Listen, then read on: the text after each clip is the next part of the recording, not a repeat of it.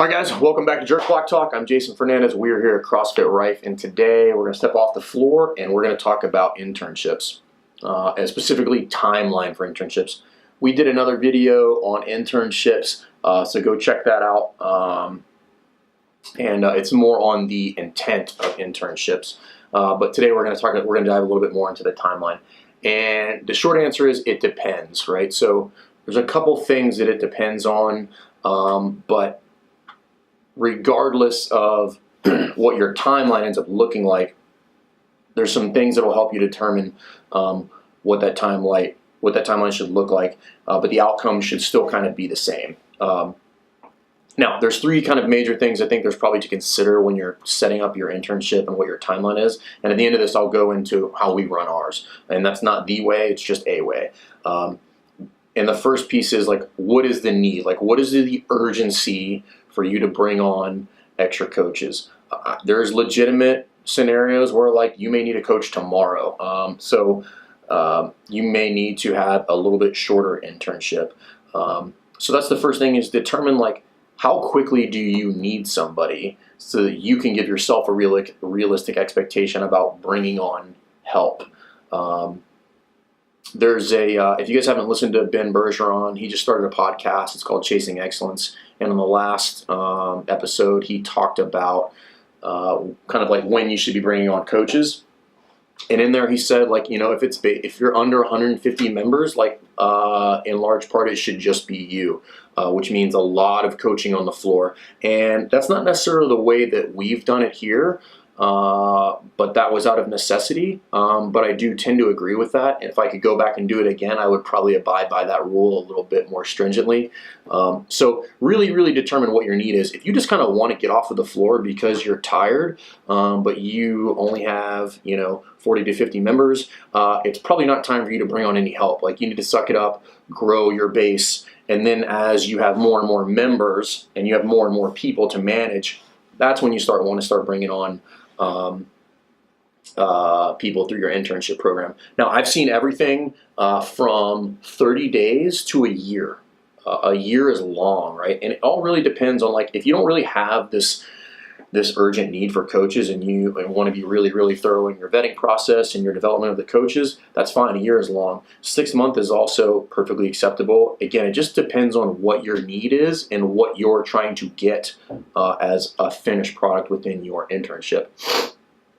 So determine what the need is, and that'll help you determine what the timeline is. Again, if it's super urgent, you're going to have a shorter timeline. If you got nothing but time on your hands and you really just want to make sure that you're getting the right person, anywhere between 3 months to a year is probably more more along the lines of what you should be looking at, just to really make sure you get the product that you want, or again, the teammate that you want is the important piece. The second thing in there, regardless of timeline, measurables. Like, you have to have measurables when you put these people through the internship, so that you have some sort of grading system to say that, like, hey, this is how you did in the internship. It can be somewhat subjective, but you need to have some form of giving feedback based on what you've set and the parameters you've set in place, so that there can be like a go or no go criteria.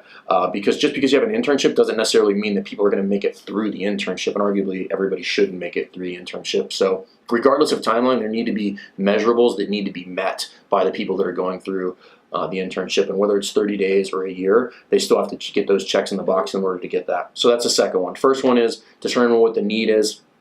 Second one, measurables. And then the third one is you need to set those expectations up front with the internships so that you know what's supposed to be happening and they know what's supposed to be happening. Again, this one is not determined by the timeline. So number one is determine what the timeline, and the second two should happen anyway. but those two can be tailored depending on what the timeline is. So obviously, my expectation for a coach's ability to determine to develop, group management and seeing and correcting should be different if the timeline is 30 days than it is if it's 6 months. I should have a much more polished product at the 6-month process than I would at the 30-day process. Again, that just depends on where you're at and what your need is. But those are kind of the 3 things you should probably look at when you're setting up your internship, and then start with that big that big scope or that broad brush picture, and then you can start diving into the details based on those 3 things. So what is the need? Do I really need an intern? Am I going to need help in the next 3 to 4 months? If your gym is growing at that rate, you got to have measurables that the interns know what to do so that they can try to get those checks in the box. And then you got to set that expectation up front so that they know what to do, so that everything is very clear about what you expect of them and what they should be doing throughout the internship. And all of these factors should not be absent of some form of job interview. You should be having a sit down with these folks and talking to them and kind of seeing if they should even begin the internship before you bring them on. So I won't get into like how to interview people or stuff like that. I'm going to do some stuff on that later with some people who are far better at that than I am. But that should happen. So 3 things: determine what the timeline is. You got to have measurables for you and for the interns, and then you got to set that expectation up front. It needs to be very clear for those folks. And I think if you do that, then it'll help you determine what your timeline is based on the need. So just some thoughts there. Those are 3 major things you should consider when putting that together. And I'll talk to you about ours. Ours is 90 days. And that's a soft 90 days. So at a minimum, it's going to be 90 days, but it can be longer. And ours is broken up into 3 30-day sections of the internship. At the end of each 30 days, they either get a go or no go. So they get a red light, green light at the end of each 30 days. So at any point, we can terminate the internship whenever we want for whatever reason we want. And the first 30 days is essentially, they're just kind of a fly on the wall.